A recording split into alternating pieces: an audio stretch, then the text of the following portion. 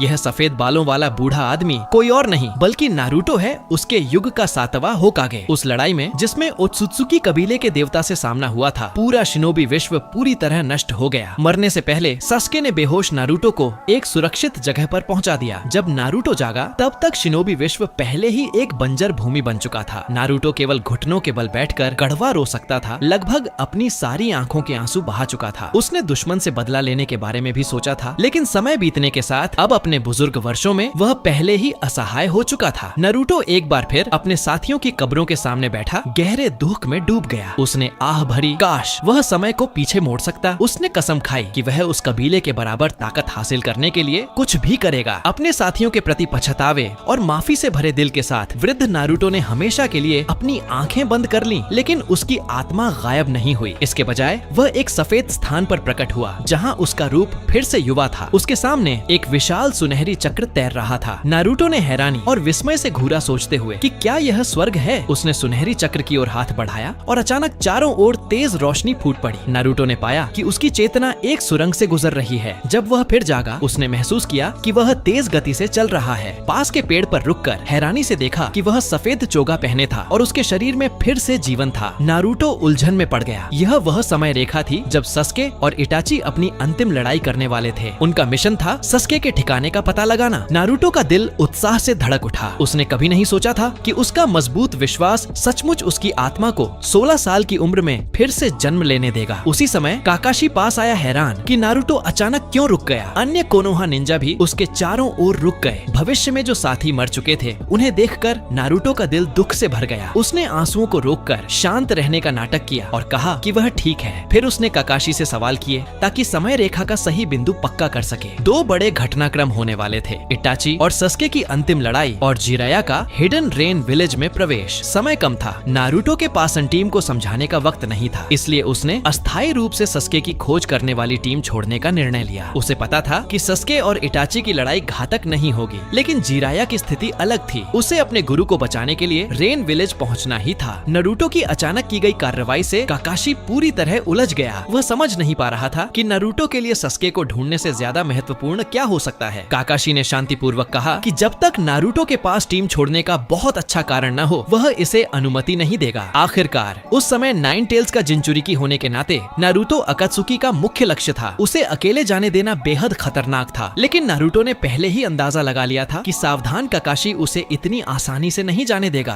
बातचीत के दौरान उसने गुप्त रूप से नेचुरल एनर्जी अवशोषित करना शुरू कर दिया। अब जब वह पुनर्जन्म ले चुका था, कई jutsu पहले से ही उसकी स्मृति में गहराई से अंकित थे, तो उन्हें फिर से अभ्यास करने की आवश्यकता नहीं थी। उसे यह भी पता था कि यदि वह भविष्य से आने की सच्चाई बताता तो भी कोई उस पर आसानी से विश्वास नहीं करता। इसलिए नारुतो ने जबरदस्ती निकलने का फैसला किया। काकाशी ने नारुतो के अजीब व्यवहार को देखा और तुरंत यामाटो से 4 पिलर प्रिजन का उपयोग कर उसे फंसाने को कहा, लेकिन अचानक नारुतो की आंखों के किनारे सेज मोड के नारंगी निशान दिखाई देने लगे। काकाशी तुरंत समझ गया कि यह जिराया का सेज मोड है और हैरानी से पूछा कि नारुतो ने यह कब सीखा। नारुतो ने सिर झुकाकर सबको माफी मांगी, कहा कि उसके पास कुछ जरूरी काम है और उसे पहले जाना होगा, बाकी बाद में सब समझाएगा। इतना कहकर उसने पल भर में 4 पिलर प्रिजन तोड़ दिया और बॉडी फ्लिकर से गायब हो गया। यामाटो उसका पीछा करने ही वाला था कि काकाशी ने उसे रोक दिया। नारुतो को जितना वह जानता था उसके हिसाब से यह मानना मुश्किल नहीं था कि उसके पास कोई ठोस कारण है और अभी सेज मोड में उसे रोकना किसी के लिए भी असंभव था। काकाशी ने सबको सस्के की खोज जारी रखने का आदेश दिया, जबकि साई को अपनी सुपर बीस्ट इमिटेटिंग ड्राइंग से यह जानकारी त्सुनाडे तक पहुंचाने को कहा। टीम से निकलने के बाद नारुतो एक ऊंचे स्थान पर रुका और सेज परसेप्शन से चारों ओर सब कुछ महसूस किया। 3 बजे की दिशा में टीम ताका था, जबकि 6 बजे इटाची। हालांकि नारुतो सस्के को देखने के लिए उत्सुक था, लेकिन यह सही समय नहीं था। वह 6 बजे की ओर मुड़ गया। उसे इटाची से उचिहा शिसुई की आंख लड़ाई से पहले प्राप्त करनी थी। नारुतो को इटाची के प्रति गहरा सम्मान था। पिछली जिंदगी में होकागे बनने के बाद वह और बेहतर समझ गया था कि इटाची ने कोनोहा की शांति के लिए कितनी बलिदान दिए। कुछ ही देर में उसने जंगल में इटाची को ढूंढ लिया। इटाची हैरान हुआ कि नारुतो खुद उससे मिलने आया है। नारुतो चाहता था कि इटाची सस्के से लड़ाई छोड़ दे। उसे पता था कि इटाची की सेहत का मतलब था कि उसकी जिंदगी में कुछ ही दिन बचे हैं, लेकिन इटाची अड्डा हुआ था क्योंकि यही लड़ाई सस्के के मंगेक्यो शेरिंगन जगाने का तरीका तथा नारुतो जानता था कि ओत्सुत्सुकी से लड़ने के लिए सस्के की शक्ति बेहद जरूरी है। इटाची वह व्यक्ति था जो रहस्य रख सकता था, इसलिए नारुतो ने मुट्ठी भिड़ाकर भविष्य की सच्चाई उसे बता दी। हैरान करने वाली सच्चाई ने इटाची की मान्यताओं को हिला दिया। वह इसे आसानी से स्वीकार या विश्वास नहीं कर पा रहा था, लेकिन नारुतो के अचानक बदलाव को देखते हुए उसे अंदाजा हुआ कि यह शायद सच है। सब कुछ सुनने के बाद इटाची को सांत्वना और दुख दोनों महसूस हुए। सांत्वना इस बात की कि हालांकि आखिर में सस्के भटक गया, लेकिन उसने कोनोहा और शिनोबी विश्व की रक्षा की, उचिहा नाम को पुनः स्थापित किया और यहाँ तक कि उसकी एक बेटी भी हुई, सरादा। ये सोचकर इटाची के होंठों पर हल्की मुस्कान आ गई, लेकिन वह दुखी भी था कि आखिरकार सस्के और कोनोहा इतने दुखद अंत से गुजरे। नारुतो ने सोचा कि नियति के मोड़ से उसे इस युग में फिर से जन्म मिला है। इस बार वह उस अंत को कभी दोहराने नहीं देगा। उसने इटाची से माफी मांगी और कहा